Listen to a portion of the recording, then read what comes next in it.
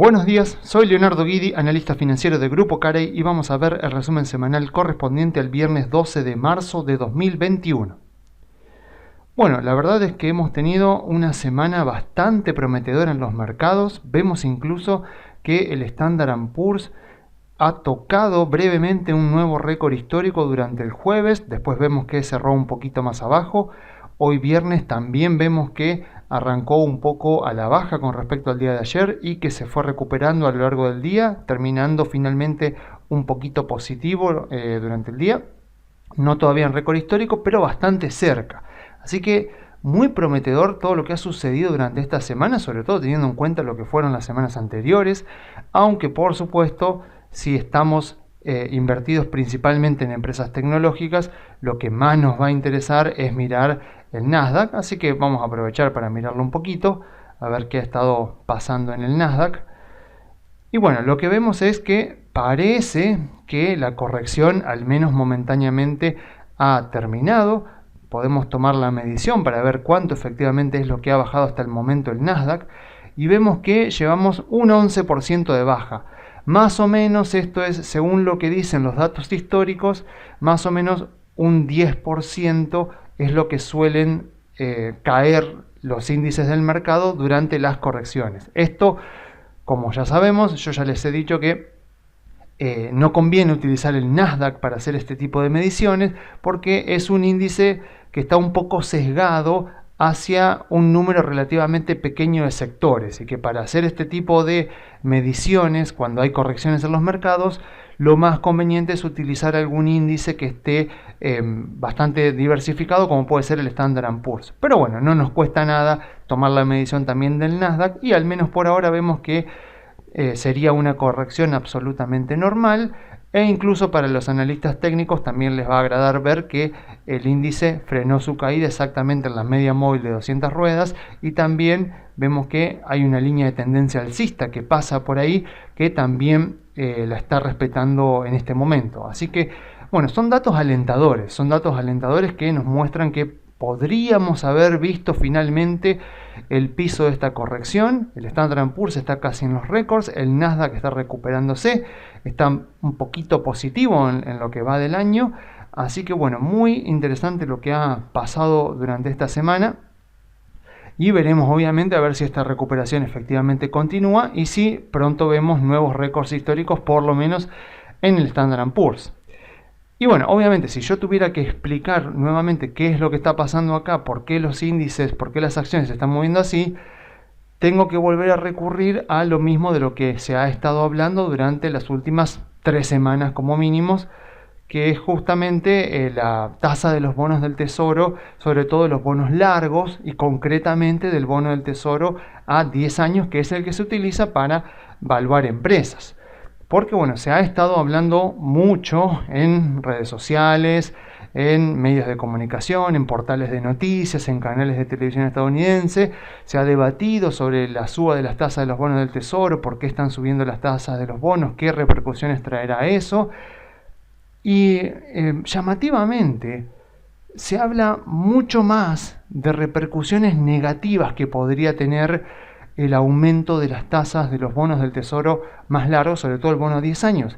Y no se habla casi nada de los aspectos positivos, porque a ver, es verdad que una mayor inflación esperada puede ser el motivo de esta suba de las tasas de los bonos del tesoro a 10 años, pero también podría ser que estas tasas estén subiendo porque se espera un mayor crecimiento económico. O sea, el mundo está volviendo a la normalidad, los países, sobre todo los países desarrollados, los principales países emergentes, están vacunando masivamente a su población, de tal manera que tal vez a mediados de año ya tengamos a la gran parte de la humanidad vacunada, y eso podría significar que la segunda mitad de este año ya podría ser una mitad de economías que han vuelto a la normalidad, que han reabierto prácticamente al 100%.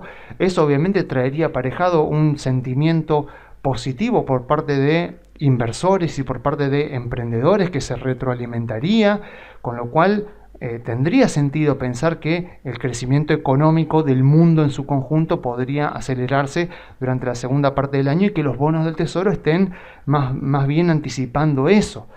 Pero bueno, a ver, no hay forma de confirmarlo, o sea, los bonos podrían estar subiendo porque se espera un mayor crecimiento económico, porque se espera una mayor inflación o por las dos cosas al mismo tiempo. Pero llama la atención de que el foco en las noticias, cuando uno recorre redes sociales, portales de noticias financieras, está puesto principalmente en el miedo a la inflación y no en una expectativa positiva por un mayor crecimiento económico, siendo que además, como ya hemos visto en informes anteriores, históricamente los contextos de suba de tasas de interés han estado acompañados por subas de las acciones, o sea, por subas de los índices de las acciones, así que no habría un argumento fuerte para temer por estas subas de tasas. Pero bueno, eso es lo que está circulando, esa es la información que está circulando en este momento, que ya lo hemos visto durante las últimas semanas. Y lo que hay que decir es que es bueno esto, o sea, es bueno que veamos bien aquello de lo que se está hablando, porque nos sirve mucho para tomar decisiones, o sea, nos sirve mucho ver de qué se habla, qué es lo que se está diciendo, a qué se teme, qué se espera en los diferentes portales de noticias, en los medios de comunicación, en las redes sociales. Nos sirve mucho entender a ver qué es lo que se está hablando para obviamente después tomar decisiones de inversión deduciendo qué es lo más probable que puede pasar y también lo que es probable que no suceda. Porque a ver, un concepto muy importante que tenemos que tener en cuenta a la hora de invertir siempre es que los mercados son muy eficientes para descontar en los precios toda la información que está disponible al alcance de todos. O sea, a medida que se habla en todas partes de inflación y de suba de tasa de los bonos, hay inversores de todo tipo, mayoristas, minoristas, inversores institucionales, empresas, bancos, fondos de inversión, inversores estadounidenses, inversores de todos los países del mundo. O sea, hay todo tipo de inversores que en base a esa información, en base a todo eso que se habla, están actuando al respecto, están tomando decisiones al respecto. Algunos lo hacen en forma de compradores, otros lo hacen en forma de vendedores, y todo este proceso hace que esta información sea incorporada en los precios, los cuales, como ya hemos dicho, reflejan las expectativas que el mercado tiene con respecto a las ganancias futuras de las empresas, la inflación, el crecimiento económico, etcétera, etcétera. Entonces, afirmar que los bonos todavía tienen un largo recorrido alcista por delante implica necesariamente afirmar que o bien todos los demás, excepto nosotros, están pasando por alto algo mucho peor que está por venir y que no está reflejado en este momento por los diarios, por los portales de noticias, por la televisión, por las redes sociales, o también es afirmar que los mercados no son eficientes con respecto a la información que es de público conocimiento. O sea, estaríamos diciendo como que los mercados saben esto, pero no lo están reflejando en los precios, lo cual es absurdo. O sea, ambas afirmaciones no son razonables. O sea, no me parece razonable creer que nosotros podemos llegar a saber algo que es de público conocimiento, cuya información está circulando, y que los demás no lo sepan, o sea que la gran mayoría de la gente en el mercado no lo sabe y ni los medios de comunicación lo saben, y tampoco me parece sensato afirmar que sí, esta información se sabe, circula, pero los precios de las acciones no lo están reflejando en este momento. O sea, no me parece sensato pensar que nosotros podemos saber algo y los demás no, siendo que es de público conocimiento la información, o que los mercados lo saben pero que no lo reflejan en los precios. La verdad que no parece algo muy sensato. Y a ver, obviamente, es verdad que el gobierno de Estados Unidos ha volcado mucho dinero a la calle, lo ha hecho durante el año pasado y lo va a hacer ahora también con el paquete que se ha aprobado recientemente en el Congreso. Eso es verdad, o sea, hay mucho dinero que, a diferencia de lo que pasó en la crisis del 2008, ese dinero no se volcó a la calle, pero en 2020 sí se volcó a la calle y ahora también se va a volcar a la gente. Pero también es cierto, es que nuevamente, si yo miro la velocidad de circulación del dinero, que es la inversa de la demanda de dinero, en este momento está históricamente baja. Este es el dato ya del cuarto trimestre de 2020 y ven que la velocidad de circulación del dinero se desploma, después se recupera un poquito y vuelve a caer durante el último trimestre del año pasado. O sea, la demanda de dinero, la demanda de dólares está históricamente muy alta. Entonces puede que la inflación aumente en Estados Unidos durante los próximos meses, durante el próximo año, pero por ahora los datos no me lo están indicando. Los datos me dicen que la velocidad del dinero sigue baja, o sea que la demanda de dinero sigue muy fuerte. Y además de eso, o sea, además de que tenemos el dato de que por lo menos por ahora la demanda de dinero sigue muy fuerte en Estados Unidos, también tenemos que tener en cuenta que el dólar es la moneda de reserva mundial y por esa razón tiene una demanda de dinero más alta que cualquier otra moneda en el mundo y que por lo tanto las fuerzas deflacionistas la afectan más que a las otras monedas. Esto también, por supuesto, el hecho de que Estados Unidos tenga la moneda de reserva mundial también lleva a Estados Unidos a tener un déficit de cuenta corriente crónico con muchos países de los más importantes del mundo, lo cual se conoce como el dilema de Triffin, que lo pueden encontrar en Investopedia, si lo buscan así, pueden leer bien en detalle qué es lo que pasa. Triffin fue una persona que se dio cuenta de que Estados Unidos no podía seguir atado al patrón oro. Esto lo escribió en 1960. Él dijo que como Estados Unidos tenía la reserva, digamos, la moneda de reserva mundial, no podía seguir atado al patrón oro porque la moneda de Estados Unidos tenía que circular por el mundo y que iba a tener muy alta demanda de dinero. Por lo tanto, Estados Unidos iba a estar siempre con un déficit comercial porque su moneda iba a tender a apreciarse por la demanda que había también en otros lados del mundo. O sea, por ejemplo, si Francia le compra petróleo a Rusia, ese contrato de petróleo no se hace en euros, tampoco se hace en rublos, sino que se hace en dólares, porque está establecido así. Entonces eso le agrega al dólar una demanda que no tienen las otras monedas del mundo. Entonces la moneda de Estados Unidos tiende a apreciarse más de lo que tienden a apreciarse las otras monedas. Eso lleva a Estados Unidos a tener mayores déficits comerciales y de cuenta corriente con otros países y por lo tanto también mantiene alta la demanda de dinero, que justamente es lo que mantendría también baja la inflación a pesar de todo lo que se ha emitido. Aún así, también esto hay que reconocerlo, que durante los próximos 2 o 3 meses incluso, puede llegar a pasar de que haya una inflación más alta, y quiero poner entre comillas más alta, en Estados Unidos debido a un problema de base, porque si yo miro el índice de precios al consumidor de Estados Unidos, veo que acá, durante los peores momentos de la cuarentena, en marzo, abril y mayo, ven que hubo deflación en Estados Unidos. O sea, durante los peores momentos de la cuarentena, el año pasado, hubo deflación en Estados Unidos durante 3 meses, que después se recuperó. Entonces, durante marzo, abril y mayo, cuando se calcule el índice de precios correspondiente a estos meses, se va a estar dividiendo, para calcular la inflación interanual, se va a estar dividiendo contra estos datos que justamente reflejan la deflación que hubo el año pasado. Entonces van a estar, o sea, incluso aunque el índice, la variación del índice de precios fuera 0, en vez de estar dividiendo por este número, van a estar dividiendo por este, y después por este, y después por este, y van a estar dividiendo entonces durante 3 meses por números más chicos. Entonces puede ser que incluso cuando no se mueva el índice de precios, la inflación calculada como porcentaje interanual sí aumente. Entonces, ¿qué pasó? Powell, que ya veía venirse esto, ya lo anunció en una conferencia de prensa, el mercado ya lo sabe, con lo cual no debería haber ningún tipo de sorpresa.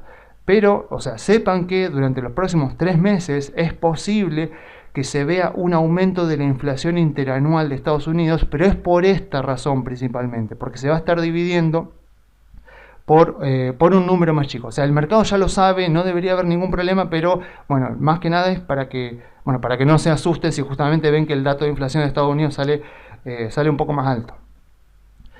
Así que bueno, a ver, para continuar, a ver, voy a decir una obviedad, pero bueno, me parece muy importante que nunca olvidemos que es un gran error creer que uno le va a ganar al mercado operando con información públicamente disponible y que está al alcance de todos. O sea, si todos están diciendo que las tasas de los bonos van a continuar subiendo y que por lo tanto hay que comprar empresas value, o sea, empresas financieras, empresas energéticas, porque van a subir un montón, esa es probablemente una gran señal de que se están cargando expectativas demasiado altas en sus precios, en los precios de esas acciones, y que por lo tanto el mercado va a terminar haciendo lo contrario a lo esperado. O sea, a ver, si invertir de esa manera, con información que todos los demás tienen, información que todos comparten, fuera la receta para ganarle al mercado, la verdad es que la inflación bursátil sería la profesión más sencilla del mundo y todos seríamos exitosos en ella. Pero bueno, desafortunadamente no es así y por lo tanto para ganarle al mercado hay que mirar donde pocos estén mirando, y en este momento me parece que eso es las empresas growth, las empresas que están en crecimiento. Así que me parece que hay oportunidades ahí, de la misma manera que durante los últimos 6 meses hubo oportunidades en empresas bancarias y en empresas energéticas, mientras que todos estábamos mirando empresas tecnológicas y empresas de consumo. Pero, a ver, también algo muy importante, o sea, a ver, este tipo de movimientos es impredecible. O sea, todo el tiempo en una tendencia alcista hay sectores que pasan a ser protagonistas y sectores que pasan a un segundo plano. Y eso es muy difícil de predecir. O sea, en general, ¿qué es lo mejor? O sea, ¿qué es lo mejor que se puede hacer? ¿Qué es lo mejor a lo que uno debería aspirar? A estar posicionado en las mejores empresas de los mejores sectores para el contexto del mercado, el contexto económico, el contexto político que estamos atravesando. Eso nos va a dar las mayores probabilidades para obtener los mejores rendimientos de largo plazo.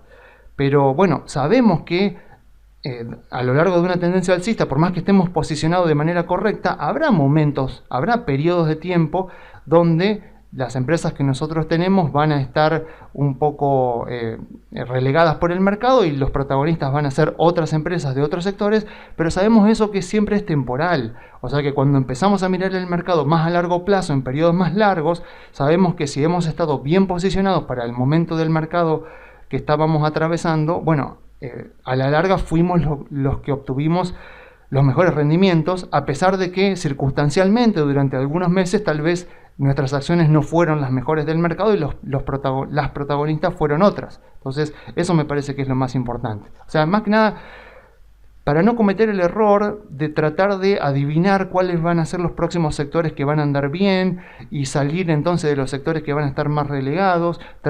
O sea, tratar de no hacer ese tipo de jugadas porque nos puede terminar saliendo mal. Y bueno, hablando de errores, y más que nada los errores que se cometen por operar con información que todos tienen, lo que voy a hacer a continuación es explicar un poco bien por qué es un error decir que el mercado o una empresa están caros o baratos en base a comparaciones de ratios con sus valores pasados. Porque lo veo mucha gente que usa ratios y que compara el ratio de hoy con el ratio de hace 10, 11, 12 años y dice que el mercado está caro o barato en base a eso, y eso es un error conceptual. Entonces voy a tratar de explicarlo bien para más que nada para no cometer un error, porque tal vez esa gente no lo hace de malo, sino que lo hace porque no conoce bien los conceptos. Entonces, más que nada para no cometer errores, principalmente para eso. Bueno, obviamente, primero que nada, las empresas, el valor de las empresas, el cálculo del valor de las empresas no se realiza en el vacío. O sea, siempre que yo calculo el valor de una empresa, lo hago en base a alternativas libres de riesgo que yo tenga a disposición. Y bueno, como siempre digo, las acciones se mueven descontando las ganancias que se espera que tengan las empresas durante los próximos 3 a 24 meses. Y bueno, como las acciones representan el derecho que tiene el accionista para disfrutar de esas ganancias futuras, su precio refleja el monto que el consenso de los accionistas supone que estas ganancias van a tener. Y obviamente el sentimiento de los inversores está incluido en ese consenso. Y por supuesto tampoco importa mucho si las ganancias después se reparten como dividendos o no, porque en definitiva son ganancias que pertenecen al accionista, no importa cómo se utilicen. Entonces, en base a esto es que se utilizan estas fórmulas que vemos acá para calcular el valor de una empresa, que brevemente ya lo vimos en informes anteriores, pero básicamente el valor de una empresa es el flujo de fondos futuro, de los cash flow futuros de la empresa, descontados a una tasa que represente el costo promedio del capital. O sea, cuando yo calculo el valor de una empresa, tengo esta tasa I, que suele llamarse el WACC, que es el costo promedio ponderado del capital, que se divide como el costo de la deuda más el costo de las acciones, multiplicado por la ponderación que haya de deuda y la ponderación que haya de acciones. Con el costo de la deuda no me voy a meter mucho, porque lo vamos a saltear, pero con lo que sí me importa ver es el costo de las acciones, o sea, la rentabilidad exigida por el accionista. ¿De qué depende el costo de las acciones con el que yo voy a evaluar una empresa?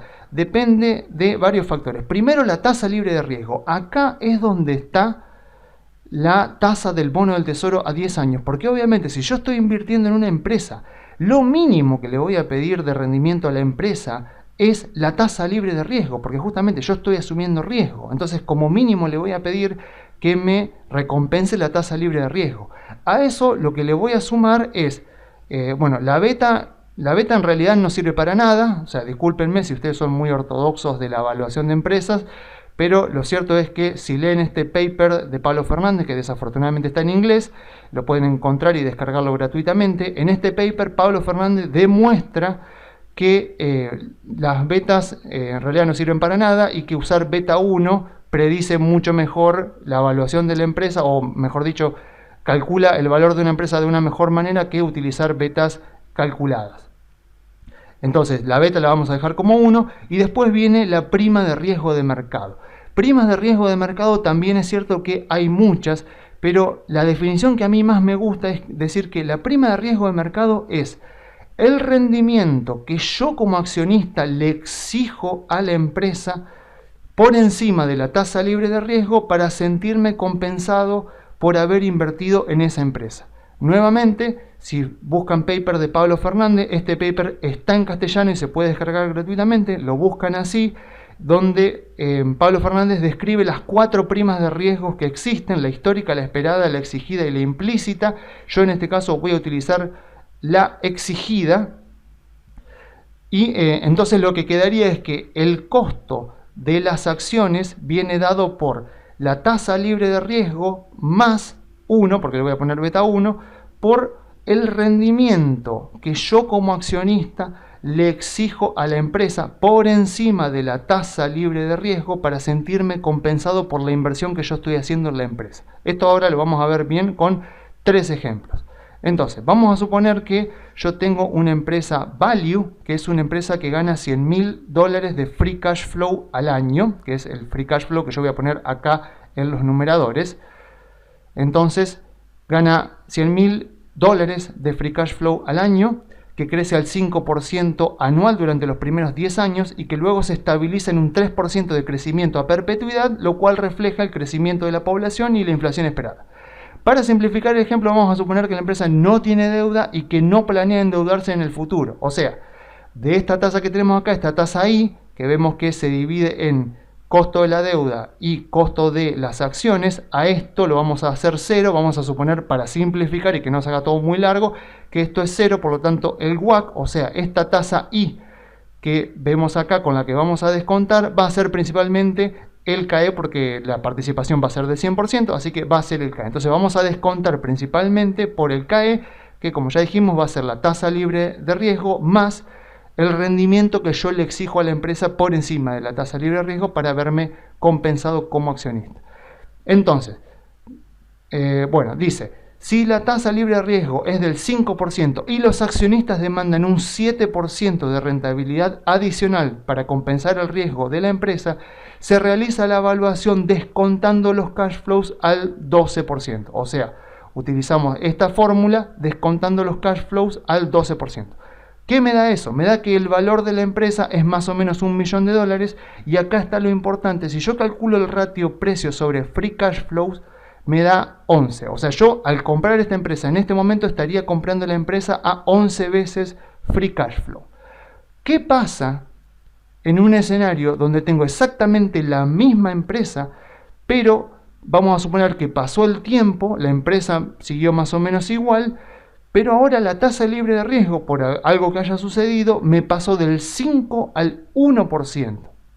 O sea, los accionistas me continúan demandando 7% de rentabilidad, con lo cual ahora yo, en vez de descontar al 12, el 5 más el 7, ahora descuento al 8, descuento a 1 más el 7.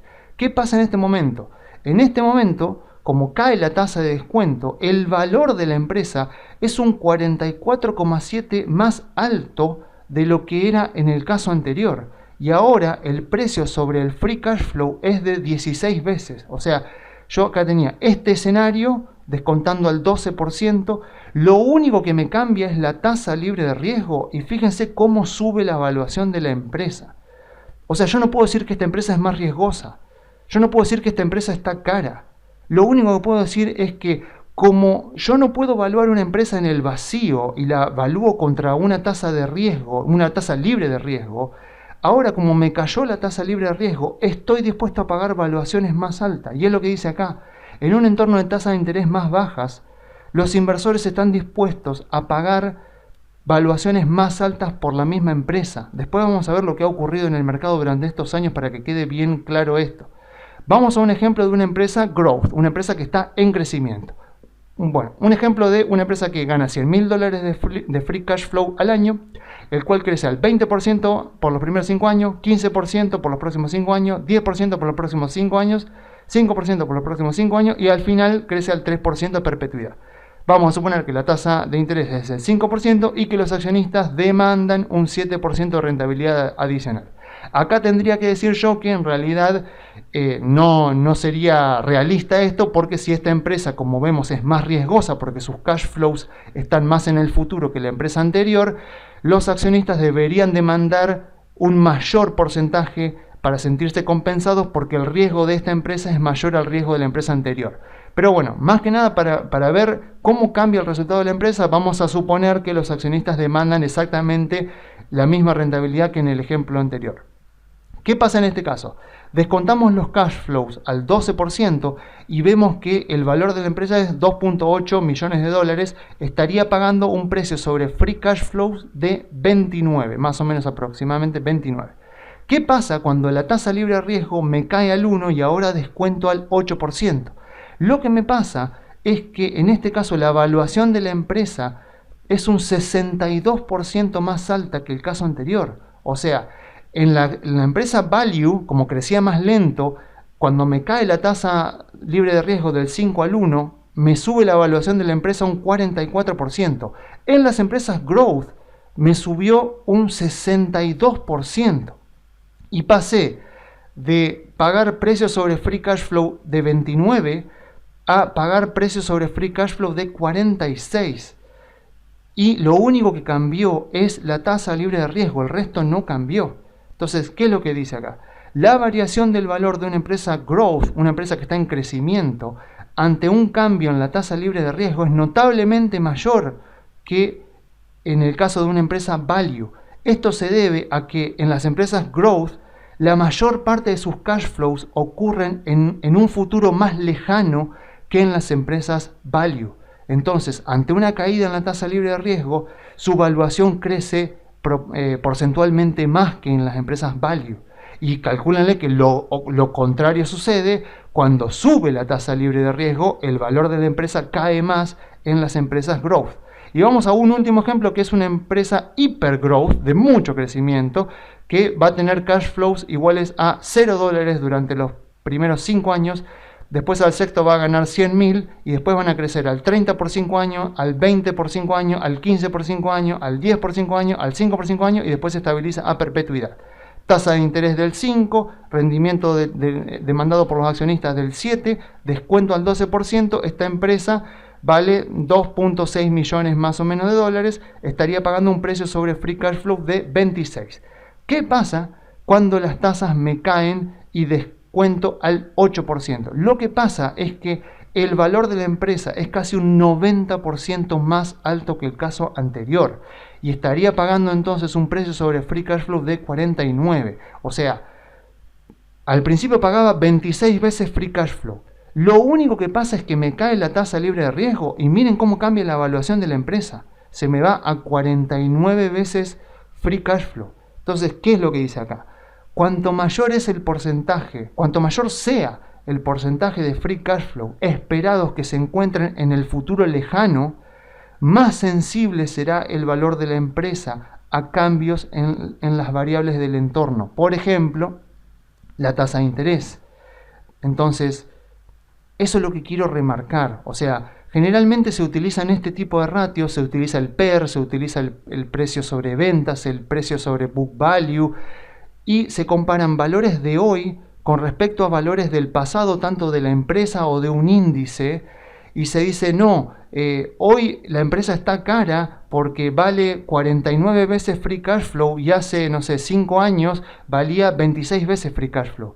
Y capaz que, vamos a poner un caso raro, ¿no? Que la empresa no haya cambiado para nada y lo único que pasó es cambió la tasa de interés, y en realidad pasó eso, cayó la tasa de interés, entonces estoy descontando por un número más bajo.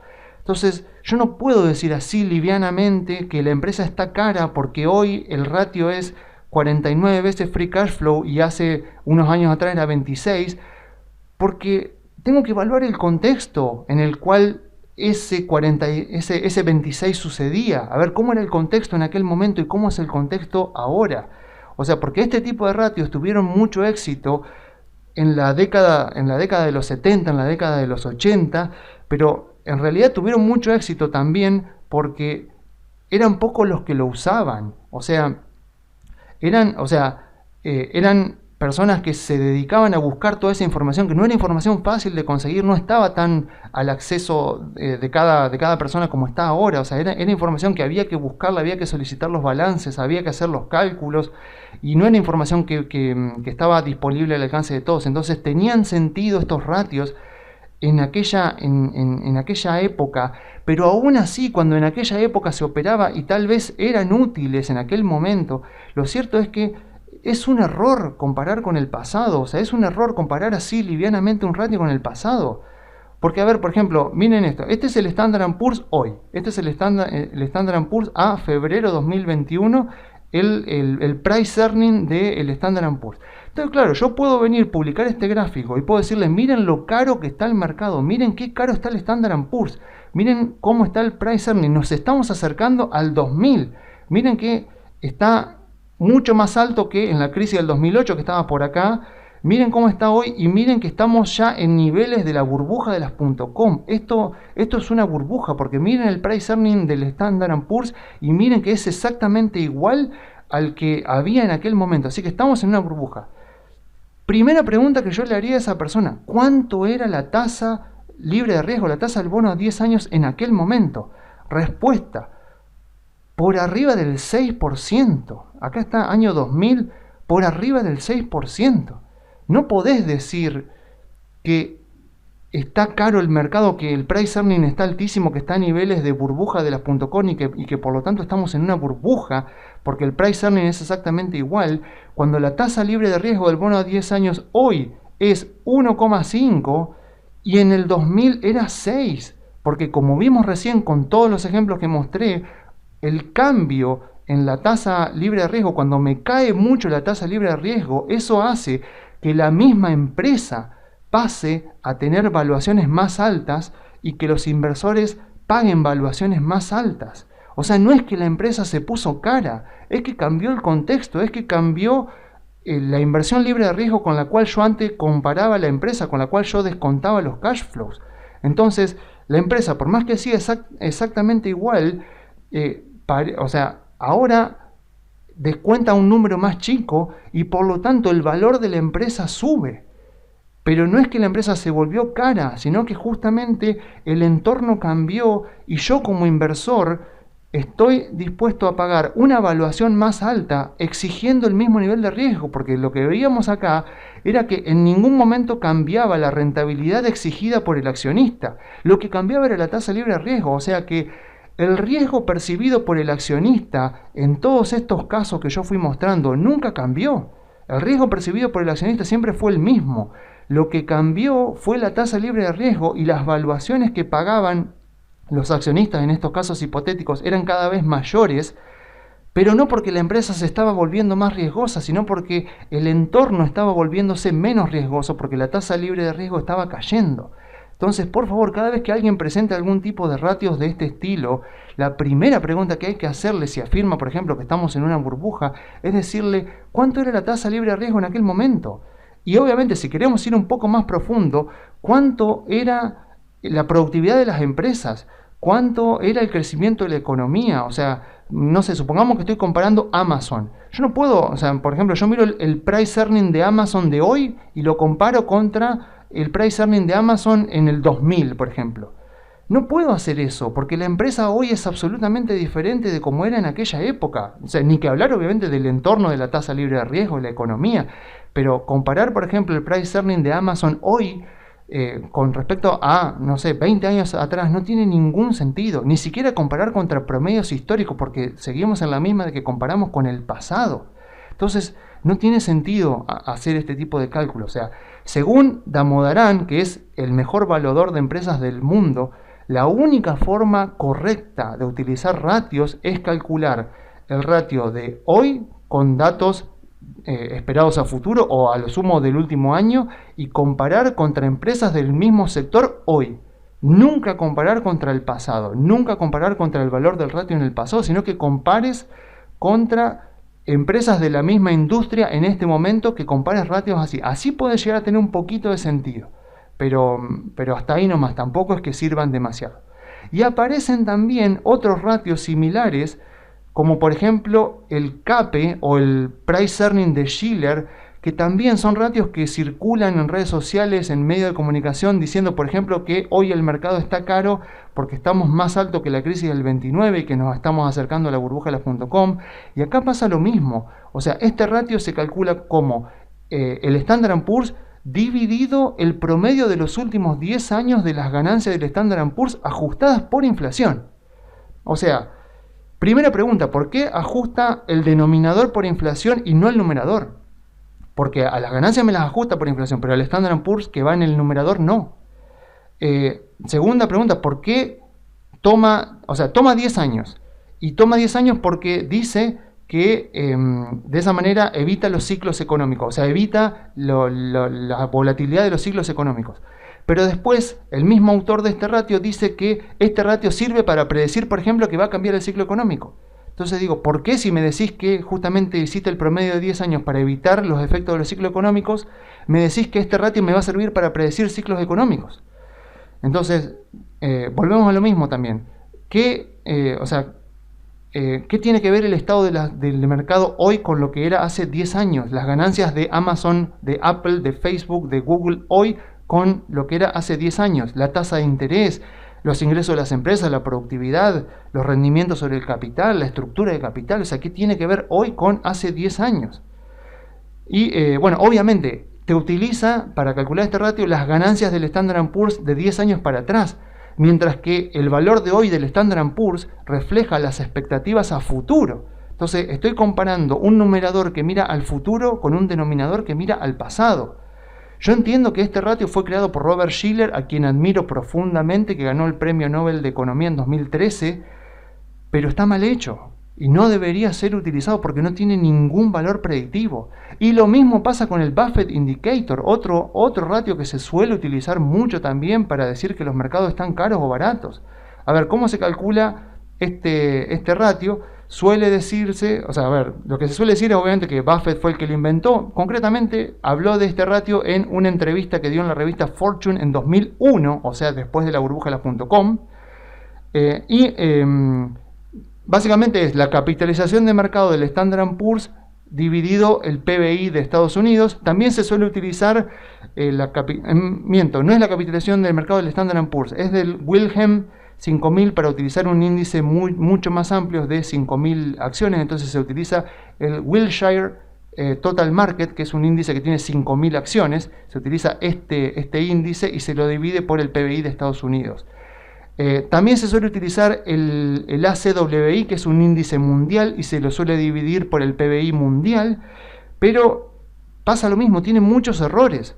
Primero que nada, utiliza capitalización de mercado de las empresas, o sea que me está suponiendo que las empresas no tienen deuda, que ninguna empresa tiene deuda.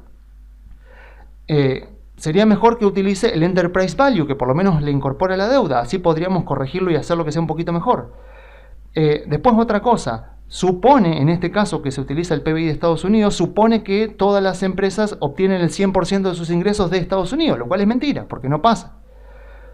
Y bueno, otra cosa más, es que el PBI de Estados Unidos mide el pasado, la capitalización de mercado tiene adentro de la fórmula el precio de las acciones en el mercado, con lo cual el precio mira al futuro. Y encima el PBI se publica obviamente cuando el periodo ya terminó, y se publica casi un mes después de que el periodo terminó. O sea que es como es un dato muy tardío, que es imposible que el PBI prediga algo. Y encima el mismo Warren Buffett en 2013 ya dijo que él no utilizaba ese ratio porque le parecía que no era un ratio preciso, porque además dijo que lo utilizó solamente en la locura que fue las .com, y además tampoco tiene sentido que lo utilice Buffett, porque Buffett suele invertir muy a largo plazo. O sea, Buffett no anda prediciendo ciclos de mercado, sino que Warren compra una empresa y la mantiene durante muchos años. Entonces también es un índice que, a pesar de que se le atribuye a Buffett, porque efectivamente habló de él, no es un índice que encaje en la filosofía de Buffett, además de todas las falencias que tiene. Porque incluso si se utilizara un índice mundial, dividido el PBI mundial, estamos otra vez en la cuestión de que no toma la deuda de las empresas, que toma el PBI, que es un indicador que solo mide una porción, mejor dicho, toma un índice que mide una porción de las empresas, dividido contra el PBI que mide toda la economía, toma un índice que mira el futuro, dividido capitalización de, mejor dicho, PBI que mira hacia el pasado. Entonces tiene muchas falencias. Es otro ratio que no debería ser utilizado. Así que bueno, conclusión, no se puede afirmar que algo está caro o barato en base a un simple ratio. A ver, yo entiendo que es más fácil hacer eso que estudiar un sector, una industria o una empresa en profundidad, pero no es así como se logra obtener información que pocas personas en el mercado tengan. O sea, para concentrar mucho nuestro portafolio en pocas empresas, lo que tenemos que preguntarnos es, a ver, ¿estoy armando este portafolio utilizando información que pocas personas tienen? Porque de lo contrario, lo que más me conviene es diversificarme mucho. O sea, a ver, ¿quieren operar con información que pocas personas tengan? Bueno, mi consejo es, lean los estados financieros de las empresas. Estudien las cualidades de las empresas, las cualidades que le brindan a las empresas ventajas competitivas duraderas. Eso es lo que pocos hacen y lo que les permite ganarle a largo plazo en rendimiento al índice, porque van a estar operando, o sea, si estudian en profundidad empresas, sectores, industrias, van a estar operando con información que pocas personas tienen, porque pocos se toman el trabajo y el esfuerzo de hacer eso, porque es un trabajo muy arduo. Entonces, así sí se va a estar operando con información que la otra persona que está del otro lado de la transacción tal vez no tenga, y uno tenga una ventaja con respecto a los demás. Entonces, eso es algo que hay que tenerlo muy en cuenta, porque si no, lo mejor es diversificar mucho y tener una cartera muy diversificada, porque nos va a resultar muy difícil ganarle al índice operando todo el tiempo con información pública al alcance de todos que todos tienen. Así que bueno, aprovechemos esta información para armar nuestra cartera de CDR si estamos invertidos en Argentina. Y bueno, en Grupo Carey nosotros tenemos esta tabla de CDRs donde están los sectores, están las industrias y acá están todos los CDRs. Esta semana yo agregué los nuevos CDRs que salieron a cotizar, así que en la descripción del video van a poder encontrar un link también para descargarse esta tabla, y de esa manera van a poder seleccionar los sectores que ustedes quieren tener en su portafolio, las industrias, y pueden ver acá cuáles son los CDR que tienen disponible para de esa manera armar un portafolio bien diversificado, o bueno, si se toman el trabajo de estudiar las empresas en profundidad, poder tener un portafolio bien concentrado, pero sí ya invirtiendo con información muy especializada y que tal vez pocas personas, además de ustedes en el mercado, tengan. Así que yo me despido dejándoles las vías de comunicación. Se pueden comunicar por la página web grupocarey.com.ar o enviando un mail a contacto@grupocarey.com.ar.